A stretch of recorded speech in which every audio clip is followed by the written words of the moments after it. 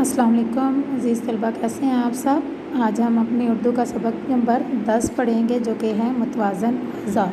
ٹھیک ہے، پہلے ہم اس سبق کی پڑھائی کرتے ہیں اور اس کے بعد اس کی مشق کو حل کریں گے۔ متوازن غذا جاننے والوں کا کہنا ہے کہ اہم یہ نہیں کہ ہم کیا اور کتنا کھاتے ہیں، بلکہ اہم یہ ہے کہ ہم کتنا ہضم کرتے ہیں۔ صحت کے لیے جہاں اچھی غذا کھانا ضروری ہے، وہاں اس کو اچھے طریقے سے ہضم کرنا بھی ضروری ہے۔ اچھی غذا سے مراد گوشت، ٹکے اور کباب نہیں، اور نہ ہی اچھی غذا سے مراد ٹافیاں، بسکٹ، چپس، پیزے اور برگر ہیں۔ اچھی غذا سے مراد وہ غذا ہے جس میں وہ تمام چیزیں شامل ہوں جن کی انسانی جسم کو ضرورت ہوتی ہے۔ ہمارے جسم کو درج ذیل غذاؤں کی ضرورت ہوتی ہے۔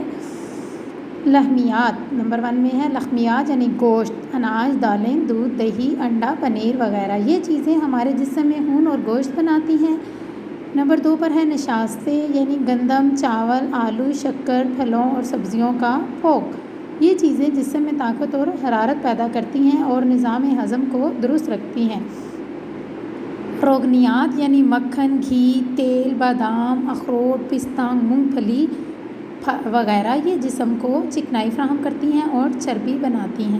حیاتین، یعنی کلیجی، انڈا، مچھلی، دودھ، سبزیاں اور پھل، ان سے جسم کی نشو و نما ہوتی ہے اور خون بڑھتا ہے۔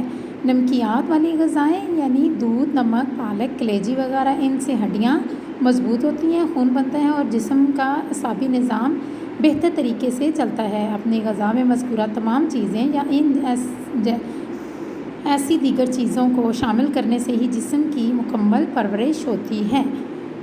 یہاں پر انہوں نے آپ کو پوچھا ہے آپ سے یہاں پر کہ جنک فوڈ کسے کہتے ہیں، یعنی جنک فوڈ سے مراد کون سی فوڈ ہوتی ہے؟ یہ جو ہم لوگ زیادہ آج کل لوگ پسند کرتے ہیں، پیزا، برگر، چپس، شاورما، نوڈلز، پاستا اور لزانیہ وغیرہ، یہ سب کون سی فوڈ کہلاتی ہیں؟ جنک فوڈ کہلاتی ہیں۔ اور یہ فوڈ جو ہوتی ہے انسانی جسم کو فائدہ دینے کی بجائے نقصان ہوتا ہے اس سے، جبکہ دالیں اور کچی پکی سبزیاں انسانی جسم کو مضبوط بناتی ہیں۔ ٹھیک ہے، کھانوں میں مرضی کے انتخاب کا رویہ بھی درست نہیں، یعنی یہ طے کر لینا کہ فلاں چیز، آگے پیج کو الٹائیے، صفحہ نمبر 54 پر آ جائیے،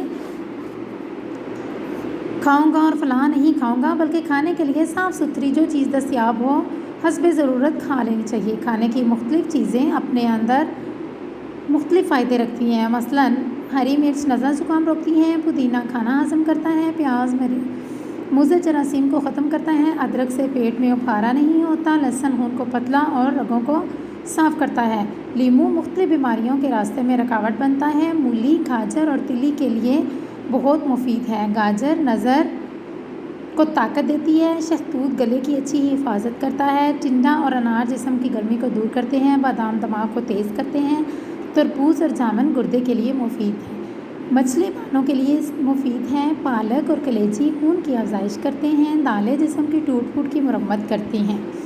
متوازن غذا کھانے کے ساتھ ساتھ غذا کے استعمال کے طریقوں کو بھی یاد رکھنا چاہیے، مثلاً خوراک کھاتے ہوئے ہمیشہ چھوٹے لقمے کھائیں لیں، گوشت وغیرہ کھاتے ہوئے گوشت کے چھوٹے ٹکڑے ضرور کر لیجئے، بھنے گوشت کے مقابلے میں شوربے والا گوشت زیادہ مفید ہے، گوشت کے سوپ کے علاوہ سبزیوں کا سوپ بھی استعمال کرنا چاہیے، کھانا ٹھہر ٹھہر کر اور خوب چبا چبا کر کھانا چاہیے، غذا ہضم کرنے کے لیے ورزش انتہائی ضروری ہے، مگر کھانا کھانے کے فوراً بعد ورزش کرنا نقصان دہ ہے، لمبے وقت تک بھوکا رہنے کے بعد ایک ہی مرتبہ زیادہ کھانا کھانا اچھا نہیں، کھانا کھاتے ہوئے خوشی کا اظہار کرنا کھانا ہضم کرنے میں مدد دیتا ہے، کھانا سونے سے کم 2 گھنٹے پہلے کھا لینا چاہیے، صحیح یہ ہے کہ کھانا شروع کرنے سے پہلے پانی پی لیا جائے اور کھانا کھانے کے بعد پانی نہ پیا جائے، یاد رہے کہ کھانا شروع کرنے سے پہلے بسم اللہ الرحمن الرحیم پڑھنا اور کھانے کے بعد کھانا ختم کرنے کی دعا پڑھنا بھی بہت اہم